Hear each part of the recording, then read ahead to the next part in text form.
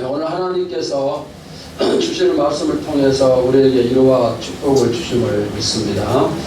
우리 각자 옆 사람 보면서 한번 인사를 하도록 합시다. 오늘 위로 받읍시다. 인사 한번 하십시오. 오늘 은혜 받읍시다. 한 번 더 인사하세요. 오늘 하나님의 위로하심과 은혜롭게 하시는 차고 넘침을 믿습니다. 여러분, 순종이라는 책을 읽어보셨나요? 저는 이 책을 읽으면서 정말 많은 은혜를 받았습니다. 그래서 교회에서 소개를 했고 또 책을 요약해서 교회에서 세미나를 했던 적도 있고, 그 다음에 지난 5회 임직식 때는 임직자들 교육을 이 책을 가지고 교육을 실시하게 되었습니다. 이 책의 저자가 누구입니까? 존 비비어 목사님입니다. 이 시간에는 그분의 이야기로 말씀의 문을 열도록 하겠습니다. 존 비비어 목사님이 대학교 시절에 거듭남을 체험을 했습니다. 그리고 4개월 뒤에 성령의 충만함을 받았습니다. 그 다음에 또 4개월 뒤에 성령의 말씀이 임했습니다. 비비어야, 내가 너를 부른 이유는 복음을 전파하라고 불렀다. 너는 어떻게 할 것이냐? 이렇게 하나님이 질문을 하셨습니다. 그래서 비비어 목사님이, 주님, 제가 아프리카에서 신발도 없이 살고 오두막집에서 산다 할지라도 제가 복음을 전파하겠습니다. 주님의 명령에 순종하겠습니다. 이렇게 대답을 했습니다. 그 다음에 무슨 일이 일어나야 될까요? 바로 아프리카로 날아가서 복음을 전하고 선교 사역을 해야 될 텐데, 하지만 비비어 목사님은 그 이후로 무려 8년 동안이나 어느 교회 목사님의 조수 노릇을 했습니다. 그래서 목사님 차를 세차하고 구두를 닦고 또 그 다음에 잔심부름을 하고 목사님 자녀들 학교까지 이제 또 데려다주고 데리고 오고 뭐 수영장 가서 수영 교습을 시키고, 이것이 바로 존 비비어 목사님이 부교육자 시절에 당했던 서름입니다. 물론 그동안에 다른 교회 사역자로 가기 위해서 3번이나 이제 신청을 했지만 전부 다 뜻대로 되지 않았습니다. 8년 동안이나 그 일을 하다가 그 이후에 어느 큰 교회 청년부 목사로 이제 자리를 옮겼습니다. 이 얘기를 살피면서 혹시 이게 내 얘기가 아닌가, 나의 얘기가 아닌가, 그렇게 느껴질 수가 있을 겁니다. 저도 마찬가지예요. 이 얘기가 바로 저의 얘기고 우리 교회의 얘기다, 이렇게 생각을 합니다. 우리가 신앙생활 할 때 반드시 거치는 것이 3가지 과정이 있습니다. 모든 사람이 이 3가지 과정을 전부 다 거치는데, 그것은 첫째는 꿈이에요. 2번째는 고난이고 3번째는 영광입니다. 자, 오늘 이 시간에는 이 3가지 과정을 살피면서 여러분이 다시 일어서고 위로와 힘을 얻는 그런 축복을 누리시기를 축원합니다. 자, 첫째는 꿈의 과정입니다. 하나님은 우리에게 꿈을 주십니다. 하나님의 꿈을 주신다는 것은 그 꿈을 이루어 주시겠다는 그런 뜻이에요. 그냥 무작정 꿈만 주시는 게 아니에요. 내가 이것을 이루어 주겠다, 이런 뜻입니다. 여러분에게 꿈이 있겠죠. 부모나 선생님들이 자녀들에게 또는 학생들에게 꿈을 묻습니다. 너희들의 꿈이 무엇이냐? 그럴 때 자녀들이 또는 학생들이 나는 이러이러한 꿈을 가지고 있습니다. 앞으로 이런 사람이 되겠습니다. 그렇게 대답하는 학생들 있어요. 그런데 또 반대로 지금 나에게는 꿈이 없습니다. 어떤 사람이 될지 모르겠습니다.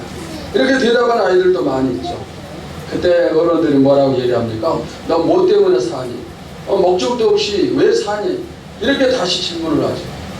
여러분은 왜 삽니까? 왜 이 험한 세상을 살고 있나요? 그것은 바로 꿈이 있기 때문에, 그리고 그 꿈을 이루기 위해서 우리가 사는 것입니다. 내가 꿈을 가지고 있을 때 세상을 이길 수가 있어요. 만약에 꿈이 없으면 이길 수가 없어요. 성경은 꿈이 없는 사람을 뭐라고 얘기하는가? 잠언 29장 18절을 보세요. 우리 다 같이 함께 봅시다. 시작. 묵시가 없으면 백성이 광자에 행하거니와 율법을 지키는 자는 복이 있느니라. 자, 여기 묵시라는 단어는 꿈이라는 단어입니다. 그러면은 이렇게 바꿀 수 있죠. 꿈이 없으면 백성이 방자히 행하거니와. 그러면 이 방자하다는 뜻이 무엇입니까? 구속이나 억압에서 벗어난다는 뜻이에요. 다시 말하면은 꿈이 없는 사람은 하나님으로부터 벗어나게 되는 거예요. 여러분, 우리가 여러 가지 어려움을 겪기도 하고 심지어 또 때로는 저주도 받고 그러기도 하겠죠. 그러나 우리에게 가장 큰 문제가 뭘까요? 하나님으로부터 벗어난 것은 가장 큰 저주예요. 하나님 품 안에 있어야 되지, 벗어나면은 이보다 더 큰 고통, 더 큰 저주는 있을 수가 없어요. 그런데 꿈이 없는 사람은 하나님으로부터 벗어난다는 겁니다.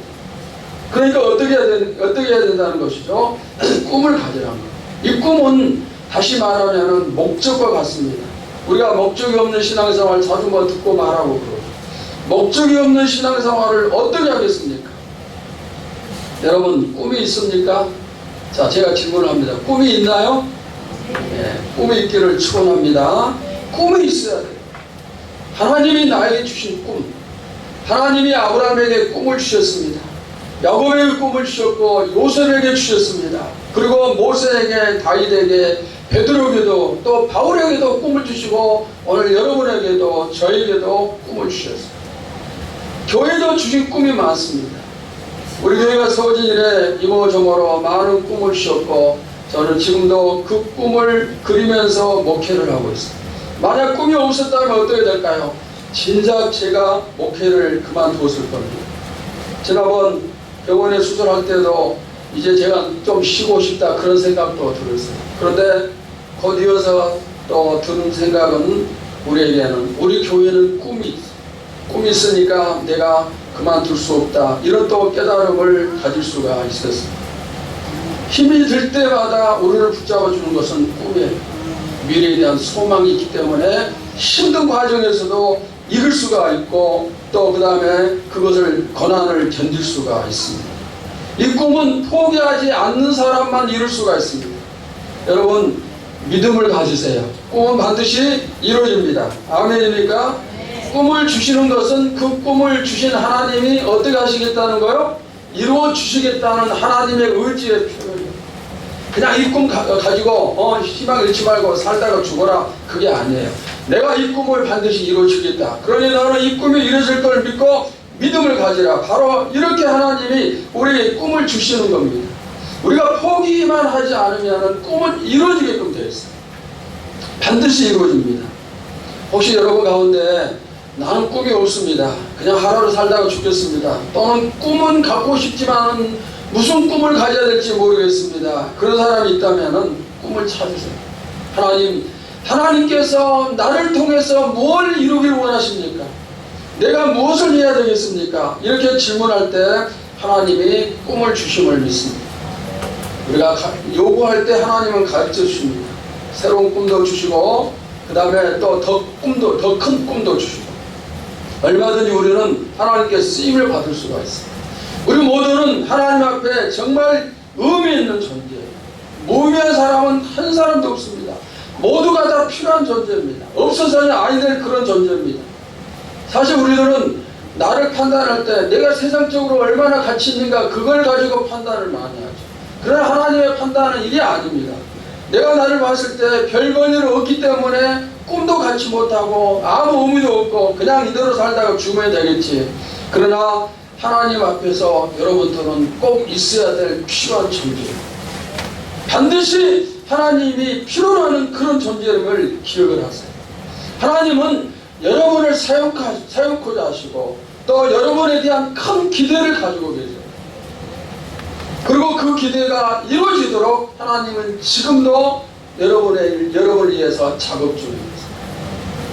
내 가치가 세상이 나를 어떻게 평가하든지, 세상이 나에 대해서 정말 크게 평가하든 적게 평가하든, 가치가 많이 나가든 적게 나가든 상관없어요. 하나님은 나를 귀하게 여기신다는 이 사실을 우리가 알 때 우리가 귀한 존재임을 믿을 수가 있겠죠. 감옥에 있던 요셉이 훗날 총리가 됐잖아요. 여러분들 현재 어려움을 또 환경을 박차고 일어설 때가 분명히 있음을 믿습니다. 그래서 저는 제 자신 이제까지 꿈을 먹고 살아왔다고 생각해요. 하나님이 주신 꿈을 한 번도 포기해 본 적이 없었고 의심해 본 적도 없었고, 만약에 저에게 꿈이 없었다면 이 세상 살아가기 너무나 힘들었을 겁니다. 여러분도 꿈을 주신 하나님께 감사와 영광을 돌리시기를 바랍니다. 자, 그 다음에 두 번째는 고난의 과정입니다. 이스라엘 백성이 해방이 되었습니다. 그들이 들어갈 땅은 젖과 꿀이 흐르는 땅이죠. 그런데 백성들이 그 가나안에 대한 꿈이 부풀어 있었지만은 그들을 기다린 것은 광야에서. 광야를 통과해서 가나안 가는 것이 아니고 광야에서 무려 40년 동안이나 그들이 생활을 했습니다. 여기서 광야는 고난을 말합니다. 요셉이 꿈을 꿨습니다. 이제 그 꿈이 이루어지라고 믿었습니다. 그러나 요셉을 기다리고 있었던 것은 구덩이, 그 다음에 종노릇, 그리고 옥살이였습니다. 모세는 하나님께서 이스라엘 해방을 위해 세운 지도자입니다. 그가 왕자로서 40년 동안 애국 생활을 하고 그곳에서 도망을 칩니다. 도망을 치면서 머지않아서 이스라엘을 해방시킬 것이라 이런 믿음을 가졌지만, 그러나 모세는 그 이후에 40년 동안이나 이방 땅에서 양을 치고 목축을 하면서 고난을 받았습니다. 하나님이 아브라함을 부르셨습니다. 내가 너를 축복하겠다. 놀라운 축복을 약속하시고 아브라함을 부르셨고, 아브라함은 그 부름에 순종해서 헛도와 친척 아비집을 떠났어요. 그러나 이 아브라함을 기다리고 있는 것은 놀라운 축복이 아니요 기근이었어요.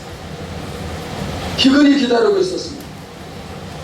예수님이 30년 준비를 마치고 공생애를 시작하실 때 이제 놀라운 역사를 이루시겠죠. 그러나 예수님을 기다리는 것은 놀라운 능력과 기적이 아니요 사실 광야 금식하면서 시험을 받는 일이 기다리고 있었습니다.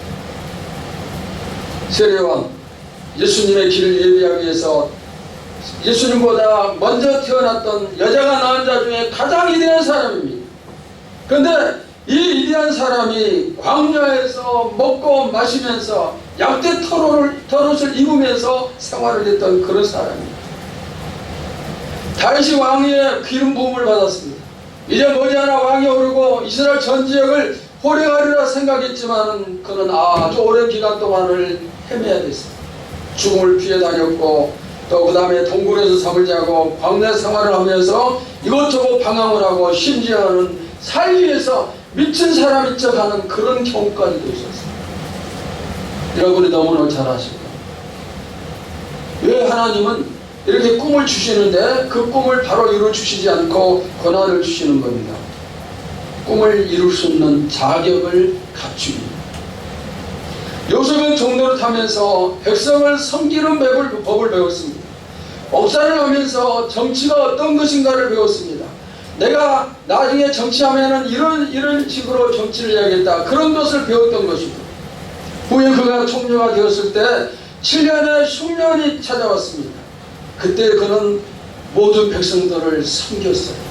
7년 풍년을 맞이하면서 쌓아놨던 곡식을 백성들에게 전부 다 나눠주는 것이죠. 섬기는 거예요. 어떻게 그 행동을 할 수 있었는가? 바로 종로를 하면서 섬김을 배웠기 때문에 그게 가능한 것입니다. 다윗이 이리저리 도망다니면서 무엇을 배웠을까요? 다윗 주변에는 세상에서 멸시받는 사람들만 가득했습니다. 손가락질 받는 사람들, 힘없는 사람들, 억울한 사람들, 가난한 사람들, 별 볼일 없는 사람들이 전부 다 다윗 주변에 모였어요.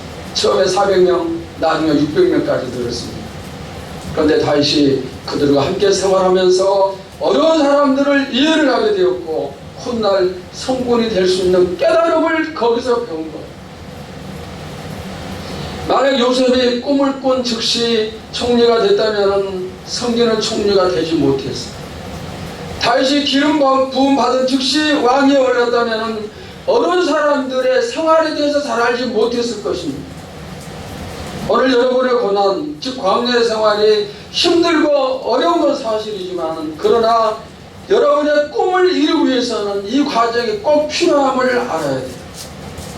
광야는 힘든 곳이잖아요. 그러니까 불평과 불만이 끊이지 않습니다. 우리가 이스라엘 백성들을 욕하지만은 그들의 생활 한번 살펴보십시오. 그들은 40년 동안 만나만 먹었어요. 여러분들이 만약에 일주일 동안만 한 가지 같은 반찬으로 밥을 먹는다 그러면 어떨까요? 오늘 아침에 김치로 밥을 먹고, 점심때도 김치로, 저녁에도, 내일 또 3끼, 모레도 3끼, 아니 1년 동안 김치만 먹는 거. 10년 동안 김치만 먹는 거예요. 20년 동안, 40년 동안 김치만 먹는 거예요. 감사할 수 있을까요? 이스라엘 백성들은 40년 동안 황량한 산과 들판에서 또 삭막하고 돌멩이와 딱딱하게 굳어버린 땅만 있는 그런 곳에서 40년 동안 살았어요. 당연히 불평할 수밖에 없을 겁니다. 40년 동안 같은 옷만 입고 산다면 어떻게 되겠습니까? 가끔은 새로운 음식도 먹고 새로운 옷도 사서 입고 가끔 여행도 다니고 그래야 기분도 전환되고 그러지 않겠어요? 그러나 40년 동안 고난만 받았어요. 하나님이 여러분에게 축복을 주신다고 약속하신 게 10년, 20년이 지났나요? 어떤 꿈을 주신 게 수십 년이 지났지만은 아직도 지금도입니까? 지금도 이루어지지 않았습니까? 그렇다면은 정말 힘들겠죠. 제가 목회를 한 게 31년이 됐습니다. 하나님께서는 저에게 많은 장밋빛 꿈을 주셨습니다. 그런데 지금도 그 꿈은 꿈일 뿐인 꿈들이 상당히 많아요. 정말 그래서 힘들기도 하죠. 하지만 무의미한 고난은 없어요. 꿈을 이뤄가는 과정에 수많은 고난을 받는데 필요 없는 고난은 없습니다. 하나님이 아무런 의미 없이 우리를 절대로 고생시키지 않습니다. 꿈을 이루시기 위해서 훈련을 시키는 거예요. 자격을 갖추도록 고난을 주시는 겁니다. 그리고 그 고난은 언젠가는 끝이 나는 거예요. 고난의 끝이 있음을 우리가 알기 때문에 견딜 수가 있습니다. 그리고 예수님조차도 고난을 받으셨어요. 사람 중에 고난받지 않고 하나님께 쓰임받는 사람 아무도 없습니다. 고난 없이 성공한 사람 한 사람도 없어요. 성경 어디를 살펴봐도 그런 사람은 없습니다. 모든 신앙인들, 모든 성공자들이 광야라는 고난의 과정을 겪고 그 이후에 가나안에 들어갑니다. 여러분도 저도 마찬가지예요. 고난이 힘들지만은 잘 참았을 때 결국 그들은 가나안에 들어갔습니다. 꿈이 이루어졌습니다. 우리도 마찬가지입니다. 오늘의 눈물을 참고 이기면 내일은 기쁨이 다가옵니다. 우리 한번 따라서 합시다. 오늘의 눈물을 참고 이기면 내일은 기쁨이 다가온다네. 아멘입니까? 오늘의 눈물을 참고 이기면 내일은 기쁨이 다가온다네. 참고 이기면은 내일은 뭐예요? 기쁨이에요. 눈물을 흘리며 씨를 뿌리러 나가는 자는 기쁨으로 단을 거두는 겁니다. 자, 고난을 주시는 또 한 가지의 이유가 있습니다. 무엇입니까? 시험하기예요. 하나님의 시험입니다. 우리의 꿈이 이루어지려면 고난을 통해서 승리를 해야 됩니다. 어떤 고난이든 승리해야 됩니다. 하나님은 우리가 고난을 받을 때 어디를 쳐다보는가 그것을 시험을 하십니다. 고난이 올 때 하나님을 바라보는 사람이 있고 고난이 올 때 세상과 자신을 바라보는 사람이 있습니다. 요셉은 누구를 바라보았나요? 하나님을 바라보았습니다. 그래서 보디발의 아내가 동침을 요구할 때도 하나님을 바라보았기 때문에 물리칠 수가 있었어요. 12명의 정탐꾼이 가나안 땅을 정탐했습니다. 40일 동안 정탐하고 돌아와서 보고를 합니다. 그 중에 10명은 우리가 그 땅을 점령할 수 없습니다. 그들은 키가 장대같고 우리는 메뚜기처럼 적습니다. 우리는 점령할 수가 없고 그들에게 패할 수밖에 없습니다. 그들은 부정적이었습니다. 두 사람은 뭐라고 보고했습니까? 아닙니다. 그들이 비록 키가 클지라도 우리가 능히 점령할 수 있고 그들은 우리의 밥입니다. 10명은 환경을 바라봤습니다. 세상을 바라봤습니다. 그리고 자신들의 안위를 생각했어요.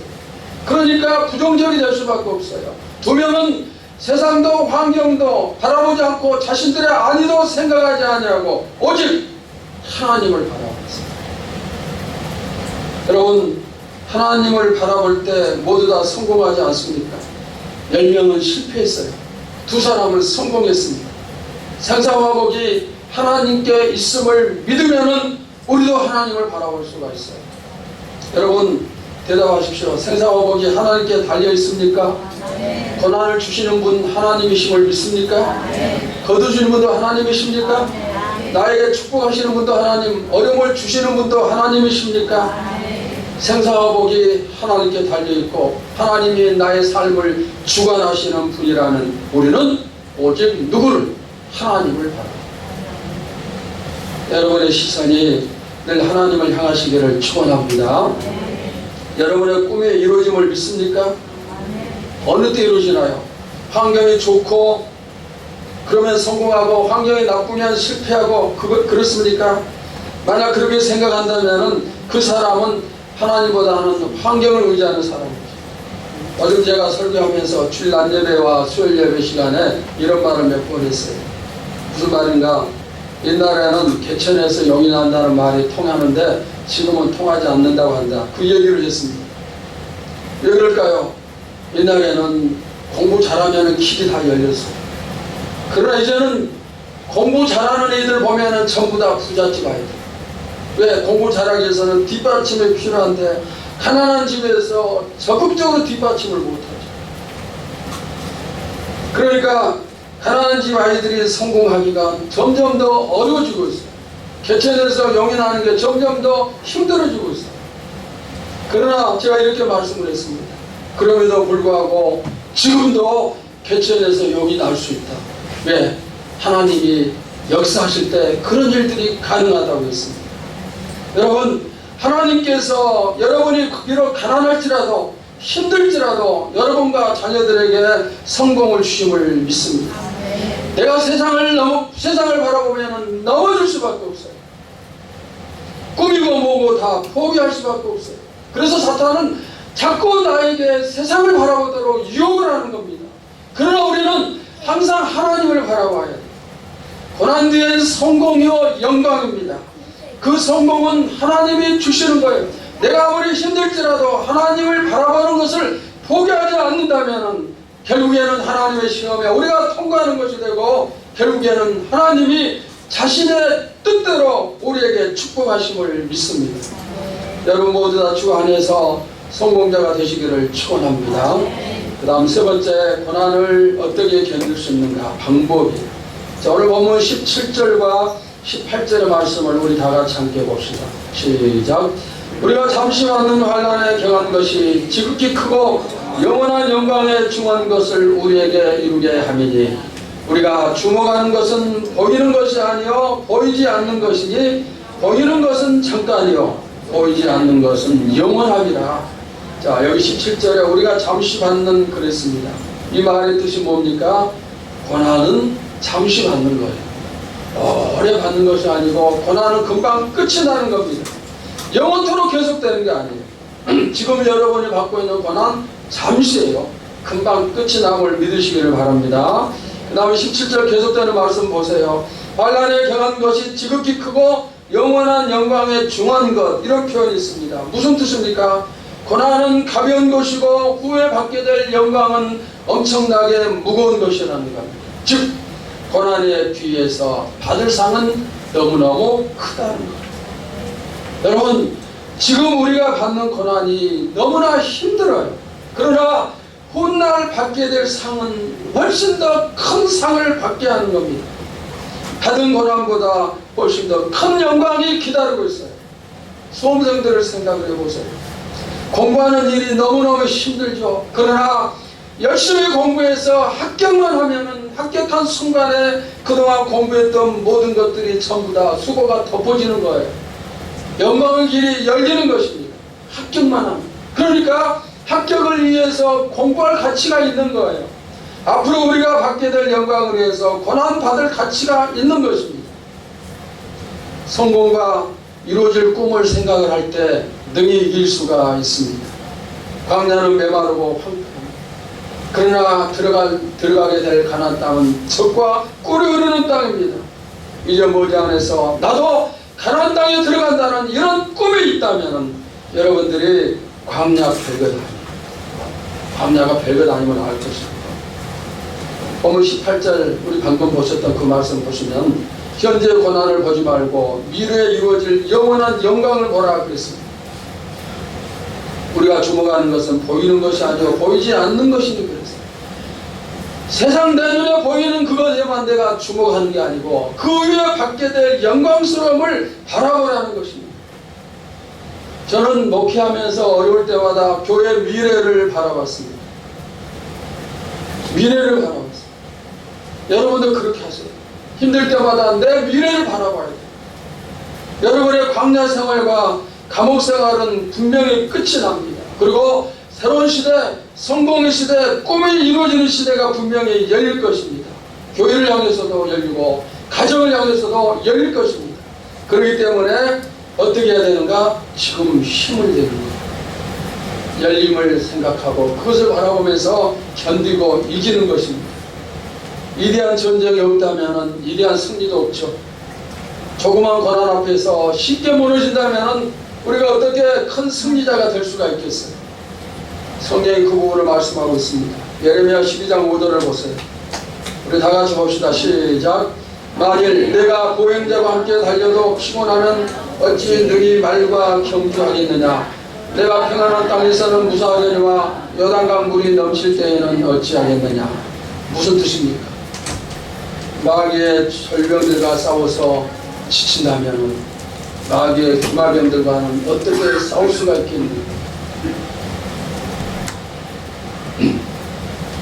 조그만 시험을 이기지 못하면 어떻게 큰 시험을 이길 수 있겠느냐. 작은 고난 앞에서 무너진다면 큰 고난이 올 때 절대로 이길 수 없다. 바로 그런 말씀이에요. 고난이 클수록 큰 승리가 기다리는 법이죠. 여러분은 작은 고난 앞에 쓰러지는 성도 되지 마시고 아무리 큰 고난일지라도 잘 견디고 헤치시기를 바랍니다. 고난을 이길 수 있는 한 가지 좋은 방법을 소개를 하겠습니다. 무엇입니까? 찬양. 기도가 안 되고 말씀의 묵상도 잘 되지 않고 그럴 때 찬양을 하십시오. 그러면은 금방 회복이 됩니다. 다윗이 굴에서 생활하고 광야에서 생활하면서 도망을 칠 때 그가 많이 했던 것이 무엇입니까? 찬양입니다. 시편은 찬양의 책이에요. 다윗의 시편이 상당히 많이 기록되어 있죠. 힘들고 어려울 때, 고난이 계속될 때 그는 시편, 즉 시를 기록을 하고 하나님께 찬양했어요. 왜? 그 찬양을 통해서 이길 수 있고 견딜 수 있기 때문에. 여러분도 그런 경험이 많을 겁니다. 힘들 때 설교를 들어도 은혜 받지 못하고 말씀을 펼칠 엄두도 나지 않고 기도도 안 되고 그럴 때 하나님을 찬양하세요. 아니면 하나님 찬양을 자꾸 들으시기를 바랍니다. 내가 찬양을 사랑할 때 그 찬양이 고난을 이기는 좋은 무기가 될 수가 있습니다. 우리 다 같이 한번 찬양할까요? 찬양하라는 내용을 한번 찬양하도록 합시다. 찬양하라 내 영혼아, 찬양하라 내 영혼아, 내 속에 있는 것들아 다 찬양하라.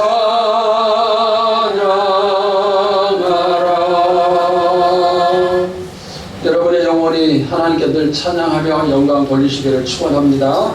찬양은 고난을 이길 수 있는 힘이에요. 그다음 네 번째, 우리는 100% 승리합니다. 여러분 아멘 하세요. 100% 승리합니다. 우리 중에 패배자는 한 사람도 없어요. 오늘 이 자리에 앉아 계신 여러분 중에 단 한 사람도 어린아이들까지 전부 다 승리자가 됨을 믿습니다. 모두가 성공자가 됨을 믿습니다. 여러분이 힘들 때마다 하나님이 주시는 격려의 말씀을 생각을 하시기 바랍니다. 지금부터 제가 몇 가지 말씀을 소개를 하겠습니다. 고린도후서 2장 14절, 항상 우리를 그리스도 안에서 이기게 하시고 우리로 말미암아 각처에서 그리스도를 아는 냄새를 나타내시는 하나님께 감사하노라. 바울이 뭐라고 고백했나요? 항상 우리를 그리스도 안에서 이기게 하시고. 누가? 하나님께서. 항상 우리를 이기게 하시는 하나님. 로마서 8장 35절을 보세요. 누가 우리를 그리스도 사랑해서 끊으려 환난이나 공고나 박해나 기근이나 적신이나 위험이나 칼이나. 누가 하나님의 사랑에서 우리를 끊을 수가 있을까요? 무엇이 끊을 수가 있습니까? 우리가 당하는 환난, 공고, 박해, 기근, 적신이염, 칼, 그 무엇도 하나님의 사랑에서 우리를 끊을 수가 없어요. 그 무엇도. 로마서 8장 37절. 그러나 이 모든 일에 우리를 사랑하시는 이로 말미암아 우리가 뭘 하는다? 넉넉히 이기느니라. 아멘입니까? 여러분, 우리를 하나님께서 사랑하시기 때문에 우리는 모든 고난에서, 모든 시험에서 넉넉히 이기는 거예요. 우리는 넉넉히 이길 수 있는 사람이에요. 모든 시험에서 넉넉히 이기는 것 결정되어진 상황입니다. 고린도전서 15장 57절 우리 다 같이 봅시다. 시작. 우리 주 예수 그리스도로 말미암아 우리에게 승리를 주시는 하나님께 감사합니다. 누가 우리에게 승리를 주시나요? 누가? 하나님. 예수 그리스도를 통해서 하나님이 우리에게 승리를 주십니다. 이런 여러가지 말씀을 마음에 새기세요. 힘들 때마다 하나님이 나에게 넉넉하게 승리를 주신다. 또 이기게 하신다. 또 누구도 하나님의 사랑에서 나를 끊을 수가 없다. 바로 이런 말씀으로 우리가 대적을 할 때 능히 이겨나갈 수 있음을 믿습니다. 여러분은 승리할 수 있습니다. 아멘입니까? 왜? 예수 그리스도께서 먼저 승리하셨고 하나님이 이렇게 말씀을 통해서 우리에게 여러 가지로 약속하셨기 때문에 절대로 패배는 없어요. 우리는 이미 결과가 정해진 싸움을 하고 있는 거예요. 결과는 정해졌습니다. 승리. 내일 우리가 승리한다면 오늘의 고난은 견딜 수가 있겠죠. 그동안 너무 오래 고난을 받았기 때문에 승리에 대한 열망이 다 식어버릴 수도 있습니다. 그러나 우리만 오래 기다린 게 아니죠. 아브라함은 25년 기다렸습니다. 요셉은 몇 년 기다렸습니까? 13년. 모세는 몇 년 기다렸나? 애굽에서 쫓겨난 다음에 40년 동안 기다리고 그 다음에 또 이스라엘 백성을 해방시킨 다음에 40년 동안을 또 기다렸어요. 80년이요, 80년. 우리 중에 어쩌면 너무 오래 기다린 나머지 세월이 흘러 인생의 말년에 다다른 그런 분도 있을 겁니다. 저도 목사가 된 지 그래도 꽤 오래되었습니다. 오래되어서 이제 내가 무엇을 이루겠는가 꿈을 접어야 되는 겁니까? 그게 아니에요. 내가 80년, 90년 살았다 할지라도 그래서 앞으로 살아갈 기간이 6달밖에 남지 않았다 할지라도 큰 꿈을 이룰 수 있음을 믿습니다. 세례요한은 30년 훈련 받은 다음에 얼마 쓰임을 받았나요? 6개월만 쓰임을 받았어요. 단 6달만 세례요한이 쓰임을 받았지만 그러나 그의 6개월의 사역은 예수님이 이렇게 말씀하셨습니다. 여자가 낳은 자 중에서 가장 큰 자라 이렇게 말씀을 하셨습니다. 다른 사람 80년, 90년의 사역을 합친 것보다 세례요한의 6개월의 사역이 훨씬 더 큰 거예요. 훨씬 더 큰 사역이었습니다. 더 위대하고 더 큰 일, 더 많은 일을 6개월 동안 할 수가 있었습니다. 그러니까 우리가 나이가 많다 할지라도 또 나이가 적다 할지라도 상관없이 하나님께 얼마든지 쓰임을 받을 수가 있습니다. 이제 여러분 모두 다 승리할 것을 믿습니다. 또 하나님께 영광을 돌릴 것을 믿습니다. 이 사실을 꼭 믿으시기를 바랍니다. 제일 중요한 것은 믿음으로 내가 이것을 받아들이는 것, 그리고 그럴 때 믿음대로 된다는 것입니다. 사랑하는 성도 여러분, 이제 고난이 끝나고 승리와 영광이 올 것을 믿습니다. 여러분에게 승리의 동이 터고 있음을 믿으시기를 바랍니다. 2015년 남은 하반기 기간이 이제 나의 성공의 시작이다. 이런 믿음을 가지고 새롭게 발걸음을 내디딜 때 그 믿음대로 모든 고난을 이기고 하나님 주시는 승리와 성공과 축복이 여러분의 것이 되어짐을 믿습니다. 기도하겠습니다.